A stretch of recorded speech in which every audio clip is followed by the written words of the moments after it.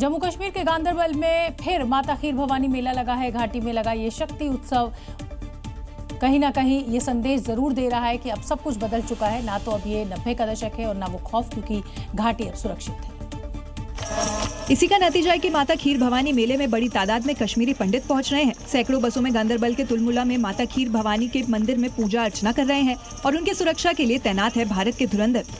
CRPF और Jammu Kashmir police का special operation group जो है वो यहाँ तैनात किया गया है। इसके अलावा वुमेन्स बटालियन जो है उसको भी तैनात किया गया है। कश्मीरी पंडितों के लिए माता खीर भवानी उनकी कुलदेवी है, जिन्हें पूजने के लिए विदेशों से कश्मीरी पंडित आते हैं। मेले में एलजी मनोज सिन्हा ने पहुंचकर पूजा की। यहाँ से कश्मीर से कि यहाँ अमन जो है तो वो देखने को मिल रहा है, शांति है। ज्यादा भीड़ है, बाकी लास्ट टाइम के हिसाब से तो ज्यादा ही है, क्योंकि लास्ट टाइम हम अपने भाइयों के साथ मिले, बहनों के साथ मिले, अपनी भूमि पे आ जाए, अपनी जगह पे आ जाए। इस बार कुंड का पानी हरे रंग का है, जो सुख समृद्धि का प्रतीक है। मान्यता है कि कुंड के पानी का रंग भविष्य का संकेत देता है। जी, कुंड का रंग जब हरा होता है तो ये शांति, प्रॉस्पेरिटी जो है, मतलब सुख समृद्धि दिखाता है। और सुरक्षा घेरा देखकर मुनीर और मुनीर के आतंकी शायद सपने में भी दहशत फैलाने की नहीं सोचेंगे, क्योंकि अगर कुछ करेंगे तो सीधे जहन्नुम पहुंचेंगे। माफिया अतीक अहमद को खत्म किया जा चुका है, लेकिन उसके गुर्गे अभी भी माफियागिरी नहीं छोड़ रहे। प्रयागराज में गैंगस्टर वदूद ने 2 कारोबारियों से रंगदारी मांगने की बात कही, क्योंकि 24 घंटे पहले ही मुख्यमंत्री योगी आदित्यनाथ ने माफिया को चेतावनी दी थी। माफिया के लिए कोई जगह नहीं है। माफिया या तो जेल के अंदर है या मिट्टी में मिल गए हैं।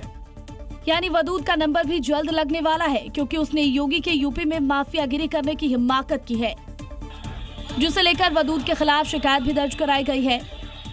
पहला मामला कारोबारी राजकरण ने दर्ज कराया है और आरोप लगाया कि वदूद कम दाम पर उनकी कीमती जमीन खरीदना चाहता है और 7 लाख की रंगदारी मांग रहा है।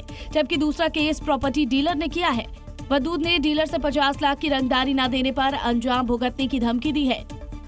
गैंगस्टर वदूद है, वो लगातार कारोबारी राजकरण को धमका रहा है, कह रहा है कि जमीन को उसके नाम कर दी जाए। 380 वर्ग गज के आसपास ये जमीन बताई जा रही है। इसकी कीमत लाखों में है, लेकिन माफिया का जो गुर्गा है वो औने पौने दाम में इस जमीन को हथियाना चाहता है। योगी फोर्स तक शिकायत पहुंची है और अब वदूद का भी वैसा ही हिसाब होगा जैसा उसके आका का हुआ था, क्योंकि यूपी में ना तो माफिया बचेंगे और ना माफियागिरी। बॉलीवुड के मशहूर एक्टर पंकज त्रिपाठी के बड़े भाई पर बिहार के गोपालगंज में तेज धार हथियार से जानलेवा हमला किया गया। गंभीर रूप से घायल पंकज के बड़े भाई विजेंद्र नाथ तिवारी को पटना एम्स ले जाया गया, जहां उनका उपचार चल रहा है। अब पुलिस पता लगा रही है कि वो कौन लोग हैं जिनके कालीन भैया यानी पंकज त्रिपाठी के परिवार से दुश्मनी है, क्योंकि शुरुआती जांच में पंकज त्रिपाठी के बड़े भाई पर हमला पुरानी रंजिश से जोड़कर देखा जा रहा है। साथ ही ये भी खुलासा हुआ है कि घात लगाकर हमलावरों ने पंकज त्रिपाठी के भाई पर तेज धार हथियार से हमला किया और फिर फरार हो गए। हमले में घायल विजेंद्र नाथ का पटना एम्स में इलाज चल रहा है। विजेंद्र नाथ पंकज त्रिपाठी के 5 भाई बहनों में से सबसे बड़े हैं और गोपालगंज में ही रहकर खेती किसानी का काम करते हैं। गोपालगंज में हुई ये वारदात फेमस बॉलीवुड एक्टर के भाई पर हमला नहीं है, बल्कि कानून व्यवस्था पर भी सवाल खड़े करता है कि अपराधी किस कदर बेखौफ हो चुके हैं।